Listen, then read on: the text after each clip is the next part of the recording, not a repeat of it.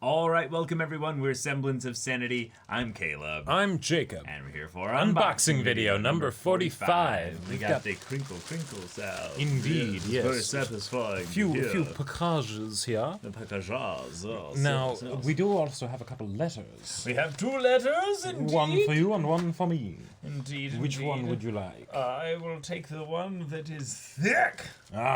I like it. I like I'm going it. to take this one. But guys, if you all want to send stuff to us, please use the P.O. box in the description below. Indeed. Yes, we do these on the 15th of every month, or as close to that as we can get. And only rule is no consumables, because those will be thrown out. Yes. And also, there was an old unboxing P.O. box in like years past, right? Don't use that one anymore. Yes. So use the current one in the recent unboxing video, just in case we have to change it again for whatever reason. Indeed. But thank you all so much for sending in this stuff. But yeah, this is really sweet of you. And it doesn't have to be some great package or what have you. If you just want to send us like art or like drawings or writing or whatever in letters, go for it. Yeah. But yes, how about you do your letter first? All right.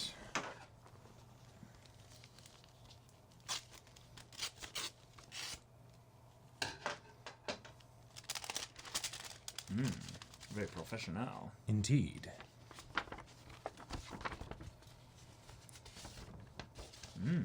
Take that. James from the UK. Hey, James. Hey, bros! This is my second letter to you, and I want to say thank you for yeah. putting so much effort into your reactions. You probably don't recall, but I only just recently anime this year, so I'm still very new, but I have become even deeper engaged into anime in your community. Awesome. I am currently watching Fruits Basket, To Your Eternity, and Horimiya with you, and I must say I am enjoying them lots despite it being a big departure from the shonen genre I started with.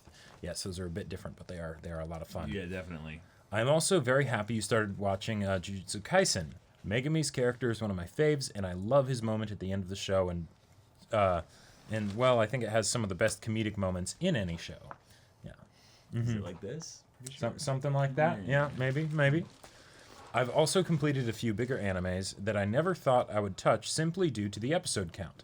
I watched Hunter x Hunter, which was surprisingly good, FMAB, which was amazing, and I've watched a bit of One Piece. Ooh, fun. Big bites of the anime community. Indeed. I don't think it's the kind of show that is tailored for me, but I can appreciate a lot of the aspects. I also watched Naruto.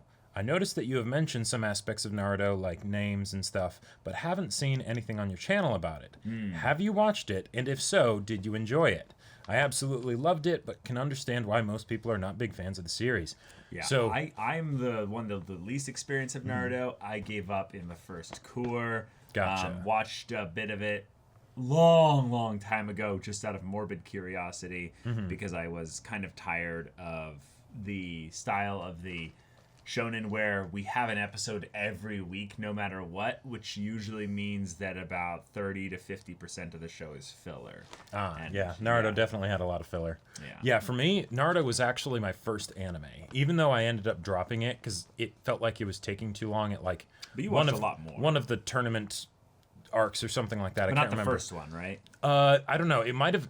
I think what it was is that during the Chunin exams, when it started going into like when they started getting attacked, basically, spoilers for anyone who hasn't seen Naruto, I ended up switching over to the manga, and then I went through that's right. to like post Itachi stuff. Okay. And then I dropped it. But, it was a lot of fun, and it, helped get me into anime. So, yeah.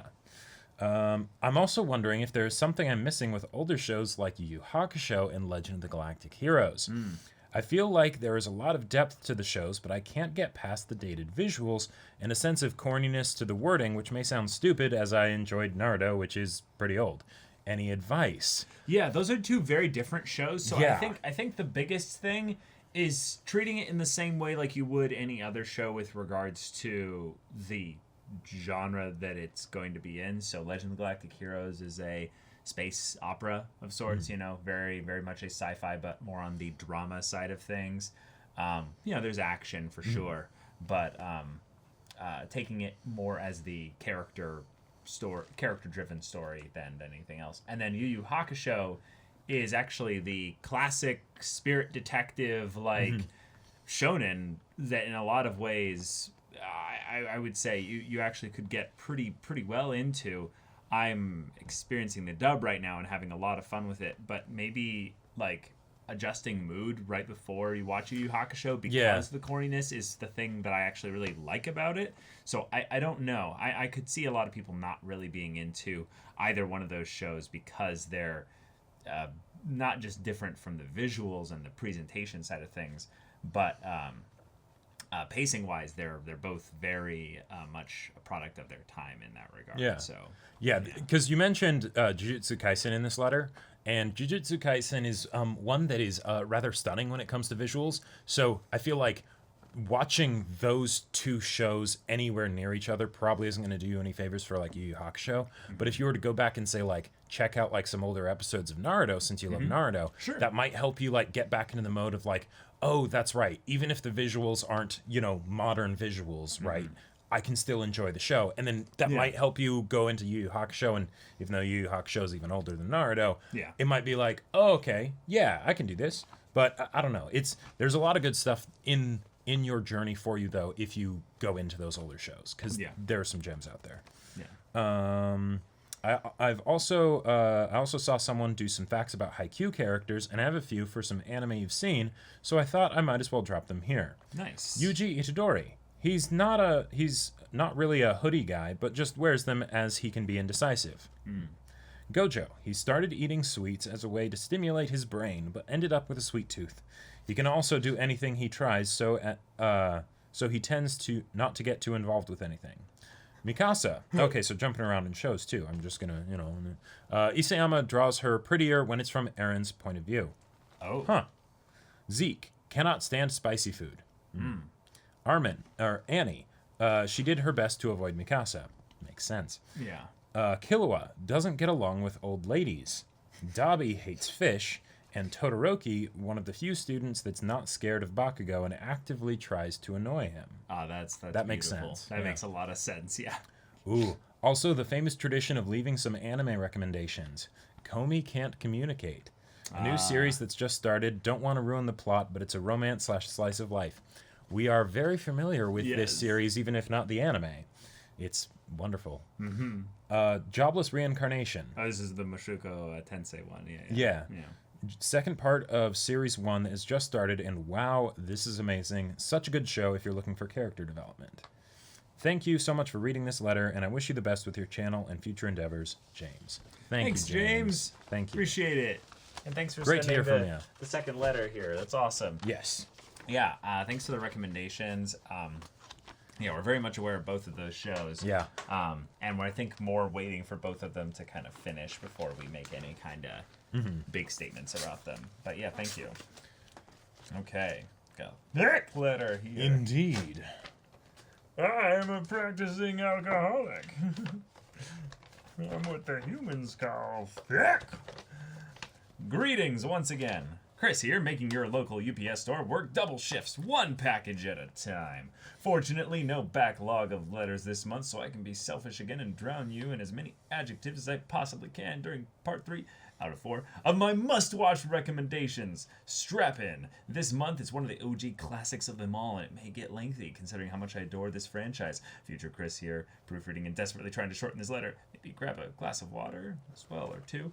But let's stay outside the realm of anime a little while longer for now. Discworld! I am certain I will have already talked your ears off on Discord about your first impressions and opinions regarding this amazing book series, but for the sake of the uninitiated amongst your viewers, perhaps you could repeat some of them. After all, I'm convinced that if more people read these wonderful stories, the world does in fact become a slightly better place. I'm only half joking with that. So, I started on Color of Magic, which I believe we talked and you mentioned that might not be the best one to start on because it's first book, so writing isn't quite as like snappy and polished. But even then, there were parts where I had to actually like stop reading and like go to Caleb and be like, Caleb, just listen to this line. Yeah. Because some of them are just absolute gems. Like a true delight, and so I'm very excited to get into the rest of them, and that's coming from someone who hasn't read a lot of books lately. Yeah. So I was planning on sending you the remaining 3 of the starter novels from the reading order guide I linked, but shipping them from Germany to the US has become insanely expensive recently. Oh. And, well, I'd rather spend that money on throwing a whole 4 more books at you than paying the shipping costs for a single one. I think that is much more valuable, yes. So I'll stick to ordering from American sellers again for now. Sorry once again for the clutter. Unfortunately, as Jacob mentioned, for some reason, finding Terry Pratchett books isn't all that easy in the US. As of writing this letter, I haven't found the ones I'm looking for yet. But with any luck, when you read this, 3 of the packages in front of you will contain Equal Rights, the first in the Witches storyline, Pyramids, the first in the Ancient Civilizations series, and Moving Pictures, the first in the Industrial Revolution storyline. Huh. Together with Color of Magic / Light Fantastic, the Rincewind or the Wizard series, Guards, City Watch series, and Mort of the Death storyline, you should then have everything to start your own epic Discworld journey. Go forth, my children, and spread the word of Pratchett. In all seriousness, if you only enjoy these even if you only enjoy these books half as much as I did, you'll still be in for one hell of a good time. Someone in the YouTube comment section under last month's unboxing even mentioned they'd be keen on a Discworld live read-through by you guys. And while I would watch the shit out of that myself, I don't know if I would want to put you through it. I, for one, wasn't able to put these books down back when I read them at the first time, so imagining you have to schedule reading one over the course of a few months seems like cruel and unusual punishment to me. Pretty sure that let people read Discworld in peace is mentioned in the Human Rights Act somewhere.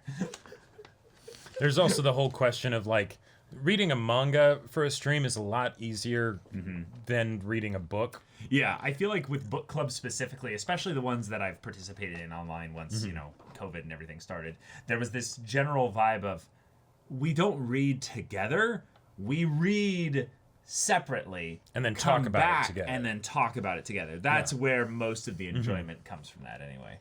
But if you had a visual format like a manga, then I think it would be a lot easier to get that excitement out of it. Moving on, though, let's start the pivot towards anime topics with a very relevant November 2021 question. Yep, I saw this coming. The Cowboy Bebop live-action series should be 4 days away from release right about now. Wow. Yep. Just curious, since I myself am having a really hard time sorting out my own feelings regarding this. I've been hurt too many times before by live-action adaptations to get properly hyped up.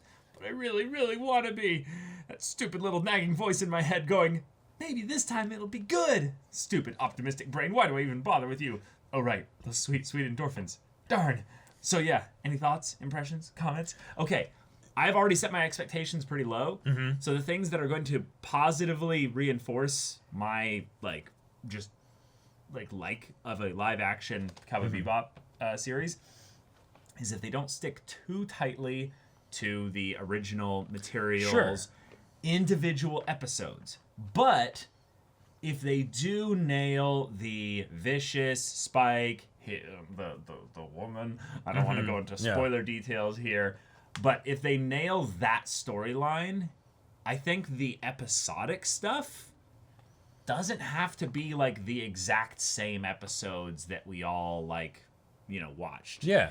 I think that's the part where they can flesh it out a little bit. And from what I've seen from the trailers and stuff with the characters, I think the characters look decent enough. Same. And it, not like in visual look, but like the way they're being portrayed as well. Like, I think that's the part that's probably going to be the best part. But the part I'm still genuinely worried about is that Cowboy Bebop story-wise is a weird one to think about how you would adapt it if you're going to change things too much. But I still think they should change a good chunk of things just for the sake of it. Yeah, I think so too. Because, weirdly enough for Cowboy Bebop, I think that there were aspects of the time that it came out that limited it from being quite as timeless as, as I think it has the potential to be. Because of, it's episodic. There isn't streaming really in the 90s. So, we can't have the characters change too much. Even when they get that really good focus. But since it's more adult in tone, since it does not have any crazy fantastical powers, I think a live action works really well because there's nothing that has to be inherently super weird about it that will feel odd to see in live action as opposed to animation. So I think it could really work well. The question is will it be written well? My main thing is that Cowboy Bebop has one of my favorite just simple dubs, like English dubs, in anime. Thus, I'm not even going to be watching the live action adaptation with this is like an alternate to the, like this is the American, non-Japanese, like specific version, made Hollywood, Netflix and all that. It's like, it's not even really going to be that. So my expectations are this going to be basically like a 6 out of 10, I had fun, but I'm not going to rewatch it kind of thing. Yeah, and I would say that's still an absolute win when it comes to live action anime adaptations, because as long as they respect that main storyline running through it, even if it's like overly campy and cheesy, I still say that works. Well, right? That's kind of what Cowboy Bebop is, though. Yeah, it's super homage-y and campy, and even the way that Spike fought was an homage of sorts too. Like, sure. I think Jackie Chan style martial arts fighting and stuff. Okay, but yeah, like I very much think that if they can handle, I would say, the main storyline, which I'm avoid talking the details about it because it's a very cool, simple storyline. But because it's only like 7 episodes of the original 25 that actually focus on that main story, I feel like the adaptation can do a lot by not focusing on that as much, unless they're going to get multiple seasons, which I'm pretty sure that's what they'd eventually want.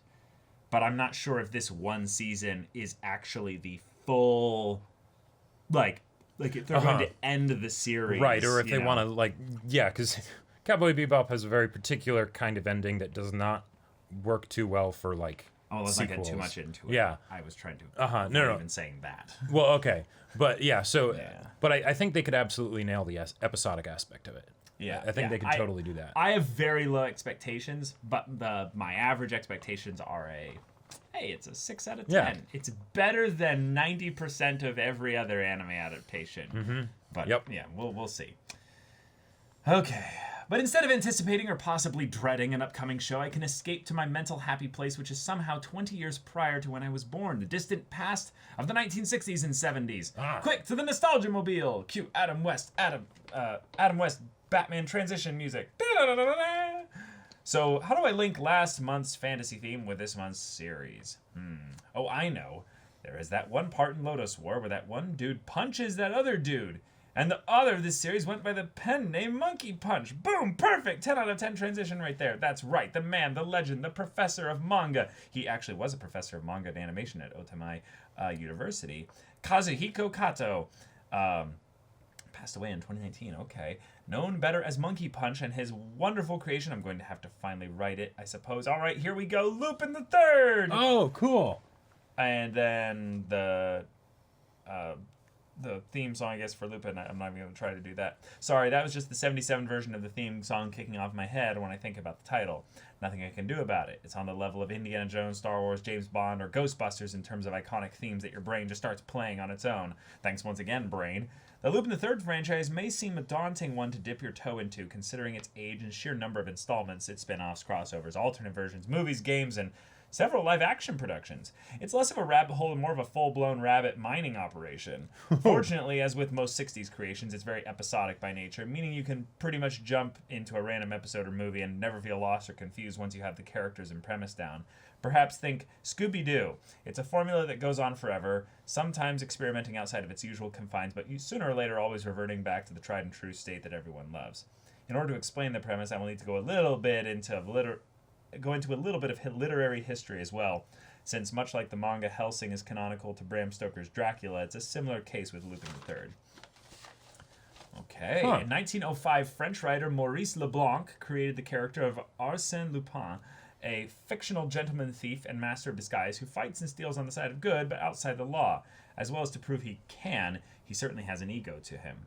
Arsène Lupin quickly became very popular in France, and in 1906, Leblanc cemented his creation's worldwide popularity by writing a crossover story with his character and the famous Sherlock Holmes.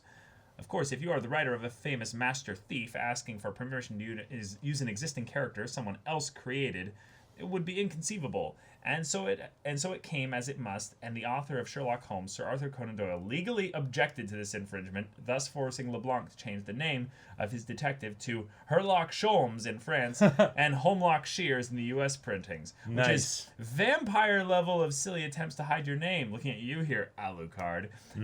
Yes, exactly. Which is funny because now Sherlock Holmes is now in the public...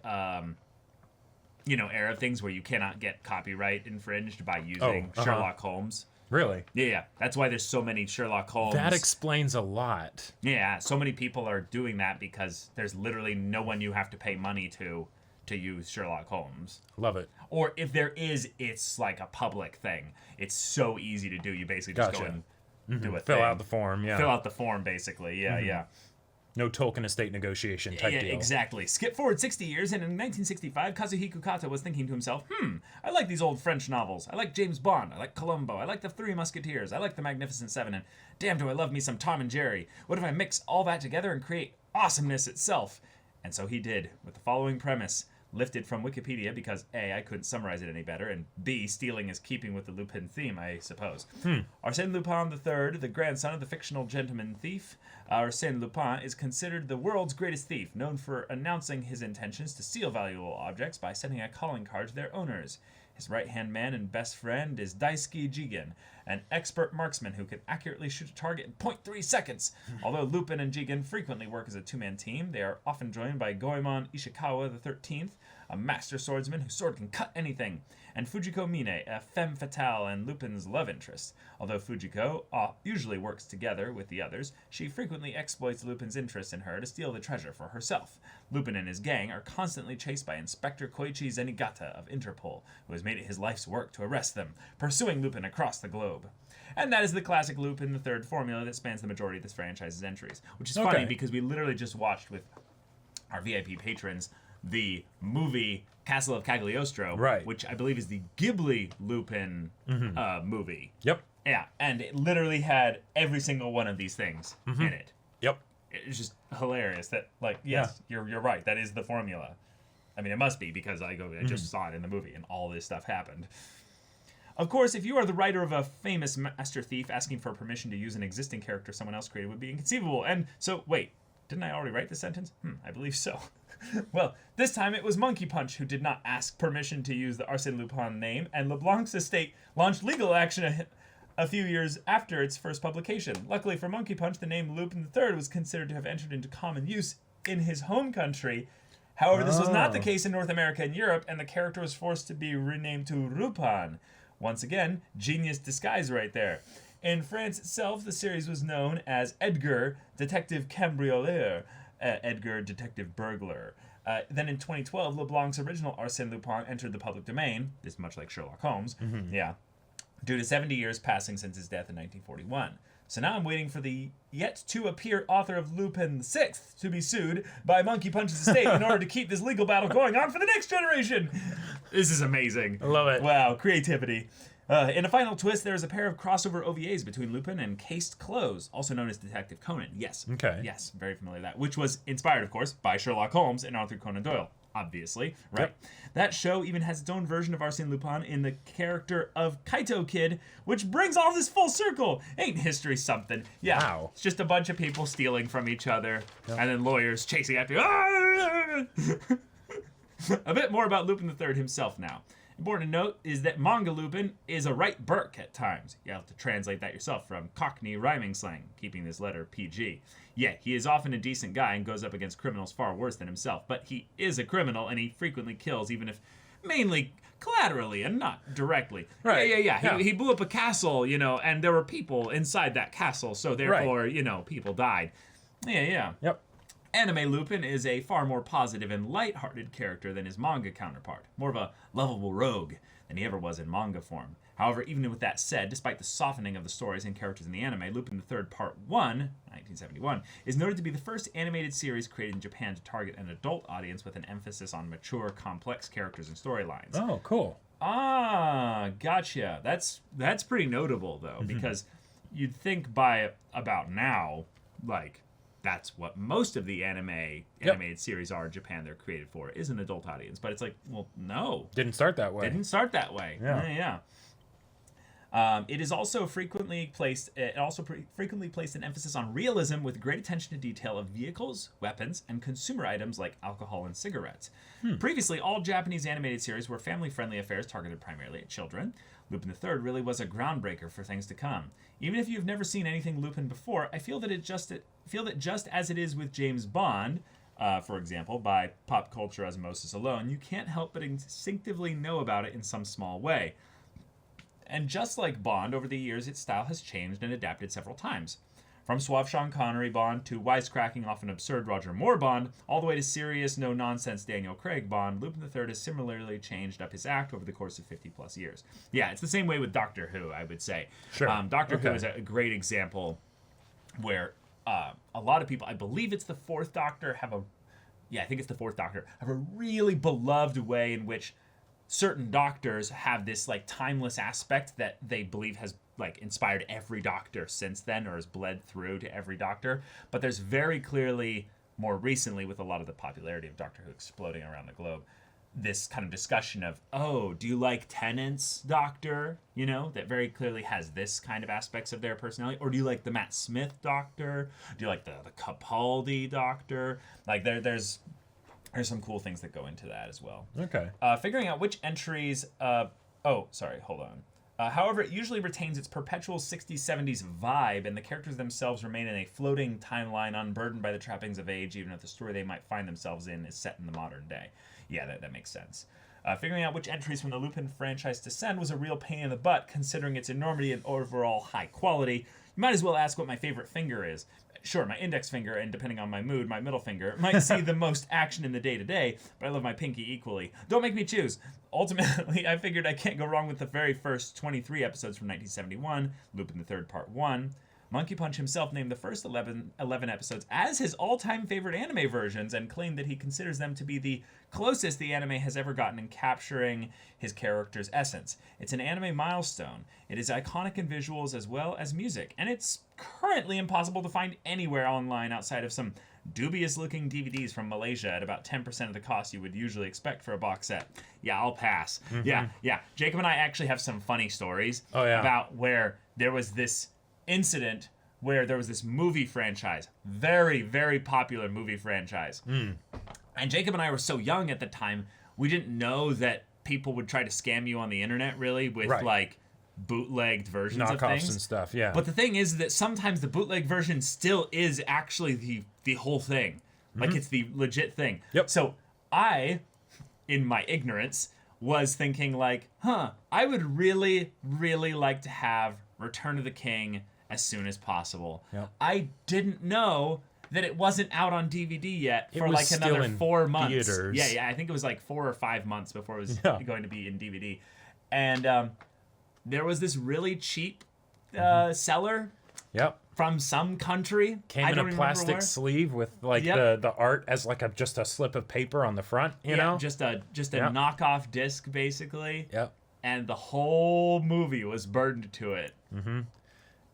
The theatrical, actual, full version of it. The power that we had in our friend circles was wonderful. It was amazing. We were like, oh, wait, should we have this? And my mom was like, Caleb, what did you do? I'm like, I don't know. I just spent like $9 or something and got this. She was like, well, I guess let's watch it. Can't return it. So funnily enough, that actually was how I ended up watching Castle of Cagliostro, because I also wasn't fully aware of that kind of stuff, and I was like, oh hey, there's a Ghibli box set thing. Yeah. Cool. I'll get it, right? And you know, it was like cheap for a box set, but I was like, okay, maybe it's one of those like take all the movies and put them together, and it's, you know, way more than a regular movie, but still, you know, pretty cheap, right? Mm-hmm. Turns out, no, it was totally one of those Malaysia things. Yeah. Well, all right, no problem. Let's just go with Lupin III Part 2 then, from 1977 to 1980. After all, outside of watching the phenomenal The Castle of Cagliostro as a kid, which I thought back then was a standalone movie, it's the first exposure I had with the franchise when I watched the excellent English dub back in 2003. Of course, Part 2 has a whopping 155 episodes.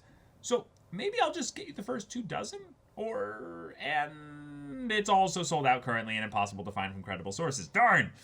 Right, plan C then! 1 action comedy adventure Lupin, and 1 adult gritty neo-noir Lupin coming up. Surprising even myself a bit. For the action comedy choice, I went with Lupin III the First, a 3D CGI film from 2019. Ooh. Hold up! Wasn't this all about sending you classic anime? Well, yeah, but honestly, this one feels very much like the 1970s version does. It was clearly made by a team that had great love for the classic show, and it, shows.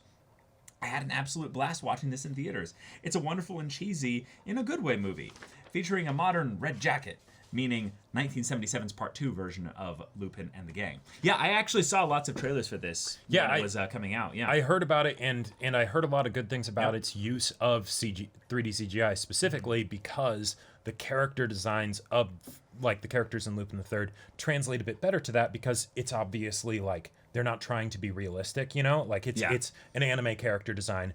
And because of that, you don't have that uncanny valley type aspect. It just worked really like well. Spaghetti arms and very, like, soft lines. Or just, like, stuff. the face that, you know, is trying to look realistic, but doesn't, you know? Yeah, so sure. I'm really excited to check this out. Yeah. For my adult neo-noir pick, I decided on Lupin III, The Woman Called Fujiko Mine. It's released in 2012, the first installment in a run of series focusing on the Lupin gang outside of Lupin. Jigen and Goemon have both received their own series since then. Equally excellent for sure. It acts as a possible prequel series to the entire franchise with Fujiko Mine in the lead role. Now, Fujiko is a fantastic character in her own right, and I absolutely have to revise my answer I gave a few months back on the topic of top waifu of all time. There is no excuse for me not thinking of her. Sure, it was late, I was at work, and you put me on the spot with that question since, to be honest, I never really thought about it before. But how the hell did I not mention her? I went with Nami ultimately, and I do adore her, but no. It's Fujiko, all the way. Only after thinking about it since then did I realize I certainly have a thing for the type of girl who will rob me blind with a smile, and then most likely blow me up afterwards. From childhood crushes like Lena and Nami paving the way for the real deal, with the Faye Valentines and Fujiko Mine's out there. But that's between me and my psychiatrist. I love it. I respect it, man. I absolutely respect it. Yeah, Faye and that archetype of character is pretty awesome. Wonderful. Yeah, but yeah. Fujiko Mine was initially just the name that every female character of the week in the original Lupin manga went by, simply because Monkey Punch couldn't be bothered to think up a new name every time. So while these women were essentially a Bond girl of their respective adventures, they were all supposed to be different people who just happened to share a name. Quickly, though, they amalgamated into a single character who then retroactively had always been those previous girls as well. Gotcha. So, like, in disguise. So she was also like always in disguise. Yeah, exactly. Personally, I will always fight on the front lines in the chestnut short hair Fujiko Brigade. Yeah, then of course you have the what's her actual look, you know? Right. Yeah, that's kind of cool. This simply became a part of her character. She likes to change up her style, and considering her chosen profession, that makes all the sense. Yeah.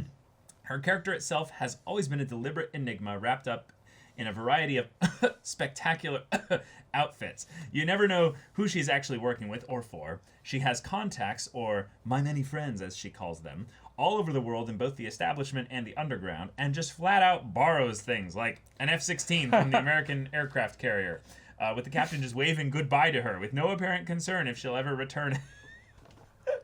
Wow. I love that's the corniness. That's cool to the max. That's funny. This series is a personal telling from her point of view about her early career in the business. As such, it's either one possible version of her life or completely made up. It doesn't matter either way, since that's exactly her thing, being charmingly enigmatic. At the risk of sounding pretentious, this series is certainly very artsy, absolutely gorgeous to look at, very creative in its style, and 100% NSFW. Oh. It's an adult neo-noir series focused on a femme fatale in the lead role. I mean, what would you expect? As my old Navy training officer would say, aye, there be boobies. Why does your Navy officer sound both 65 and 15? Yeah. The I is the 65, and there be boobies is like the most 15-year-old thing. And I almost imagine like a pirate saying it from like, yeah, land ho, Arr. but like, yeah. Land, there be hoes. No, God. Speaking of neo-noir series, there's this one series actually called Noir, and it's really, really good. Nudge, nudge, wink, wink. Yeah, I know. But I actually know about that series. Yeah. And let's wrap this up finally. Has it already been 5 pages? Oof, well, I did warn you. For the next and final shipment for now, anyway, I figured December would be a good month to plunge into rom-com territory. Ooh. Jacob just like, real shit. shit. No. Christmas is the perfect time, after all, for friendship, love, and a nice piglet roast, or possibly a juicy duck. That's right. Ridiculous martial arts displays, and some unbelievably cute, as well, extremely jealous, girls smacking their idiot boyfriends with tables and or heavy-duty construction equipment. Props to those in the comments that can figure out the series based on that. Wait, boyfriends with tables and construction equipment. The construction equipment seems very specific. Yeah, I have no idea. I have no idea, yeah. As always, I wish both of you the very best. Take care. Have a nice Thanksgiving if you celebrate it. Until next time, cheers. Chris. Thank you very much, Chris. What an epic letter. Okay. Yeah, I'm really excited to get more into Lupin the Third stuff because we literally just watched Castle of Cagliostro. Yeah. And I always knew it was kind of the, rogue, kind of adventurous thief, like James Bond kind of thing. But now I actually know the character a little bit. And I kind of like it. Yeah. There's a little bit of Luffy in him as well. Oh, sure. Yeah. Yeah. Okay. All right. Let's see what First package. we got here. Yes, the first one. Ooh. Equal First one rights. Terry From Pratchett Chris. novel. Yeah. Okay. Awesome. Wow. And you can tell it's hard to get a hold of too. Yep. Like this That's seen some love. has been loved. Yes. I love the art on Discworld novels. Awesome. Wonderful. Thank you so much. Thank you very, very much. All right. All right, I'm gonna open this one. This looks like it could be from the same. Something here. Yep, another Terry Pratchett book. This one is Pyramid. It's a thick one. Much bigger. Yeah. Oh, yes, yes. Look after the dead, said the priest, and the dead will look after you. Ooh. Very nice, very nice. Hey, it's like the world of Discworld, but instead of turtle, a turtle, it's a turtle getting killed. But yeah, underneath a camel. I love it. Okay, let's go with this one. Okay, so this is definitely from a different person here. Indeed. Oh, fun. Was ist das? Okay, so, we have a letter. Yeah, that's right. Oh, One Piece related stuff. Indeed. Oh, Jinbei, hello. I am Optimus Prime. Hesso and Bidet Bros, I have sent you two some more goodies. In honor of Jinbei officially the Straw Hat Crew, I have made you another one of those perler bead characters. And you guessed it, it's Jinbei. I have also made you some keychains of our favorite pirate crew. The keychains are their Jolly Rogers after the time skip. I believe they are the official designs, and I just traced them as all. Cool. All 10 of the straw hats are there. They're made from shrinky-dink paper, but just to let you know, in case you weren't sure what they were made out of. I wanted to make them for you to congratulate you boys on getting caught up. Well, you'll be a bit behind by the time you get this stuff, but that's okay. I'm really glad you liked the other gifts I sent you, and I think it was really funny that you both held Brooke upside down when you were showing him off. Must have, yeah, must have, yeah. I missed your Tuesday streams of One Piece. It was like a date night for my husband and I. Oh. I will also miss your voices until you read One Piece again. Though I will admit, when I'm reading the manga, I hear your voices for the characters now. I'm sorry. And when that happens, I can't help but smile. So I hope you enjoy your gifts, and until next time, Vicky. Thank you so Vicky. much. We missed the Tuesday One Piece streams too. Like those were, oh man, so much fun. Let's see these Jolly Rogers here. Yeah. So you can hold Jinbei here for a second. We've got Usopp's here. Ooh, nice. There's Usopp's. Yeah. Show that to everybody. Love it. Yeah. We've got our boy Jinbei here. Let me make sure it turns around there. Nice. Yeah. That one. We've got Luffy's. Of course. Uh-huh. Mr. Straw Hat himself. Very cool. We've got Zoro's. And his has been having some kinky times with, looks like... Sanji's, yeah. I mean... And Sanji's were, they were already fighting. It didn't take long. I literally just opened this. Yeah, exactly. That's what they were doing, Luffy, is they were just fighting. They were just fighting, yeah. I mean, from Luffy's perspective, that's probably what he thinks they were doing. Yeah. Uh-huh. Then we have here, who is this? Nami? Yeah, it has to be Nami, right? Yeah. Yeah, it's got the tongue out, so yeah, it's probably Nami. Mm-hmm. Hey, and we got Frankie. Hell yeah. This is hell yeah, radical brother. Mm-hmm. We got Chopper. Yeah. Oh my god, Chopper is So so cute. Yeah, oh my god. And here we got Robins. Oh, yes, of course. Turn. There we go. Yes. Very nice. Love it. And finally, Brooks. Yes. And we can't accidentally hold this upside down. Right, that's right. Because Yes. he is the Soul King. His boner will not be denied. That's right. Awesome. Thank you so much. These are great. Member of the pirate crew, Jimbei, first son of the sea. Thank you very much for the gifts. Thank you, very Vicky. much. All right. Got those all lined up. Yep. All right, to go. Perfect. Okay. And now, a package that's in the cardboard. Another book. It does seem to... Oh, wait. No. I think this might be A divida. a divida. A divida. Or a bull ray. A dug divida. That's right. Okay, let's see what this one is. You got the note for it. This is Fujiko Mine. Oh, Ooh, nice. that looks good. Very clean. Yeah. I like it. I like it a lot. Let's get that plastic wrap. No. No? We keep it mint for now. I mean, well, We're not going to watch it right now. yeah, speak for yourself. She's a thief, a killer, a saint, and a scandal. She's whatever you need her to be to get the job done. After sizing you up with one sinful glance, she disarms you with a touch. You're powerless to resist. She's walking seduction, with an insatiable itch for the priceless and a fetish for mischief. She Oh takes my your breath God. away to get what she wants. Oh my And she God. takes everything else because she can. And when she finally meets the master thief known as Lupin, will this be a star-crossed rivalry or a bloody betrayal? It's all in a night's work for the woman called Fujiko Mine. Oh my God. Wow. The word choice for that was so noir femme fatale, you know, 70s or 80s like. Oh yeah. Uh-huh. All right. I love it. Next one here. What do we got here? Oh my god, Wait. Now I think I know why this was sent to me specifically. Oh my God. And Caleb, it's perfect. It's something that no one will have to know that you're wearing, right? It's normie safe. Oh my God. Wow.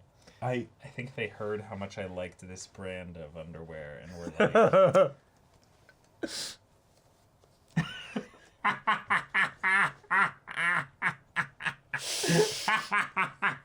That is amazing. oh Oh, god. what? I just want to. No, there's text bubbles. Yeah, yeah, No. Oh my God. Oh my God. How to lose a girlfriend in like 30 seconds. Hey, you know? some of those look vanilla. Oh my gosh, it's all I go. Oh god, no! Oh my God. Oh no, some of them are just covered in.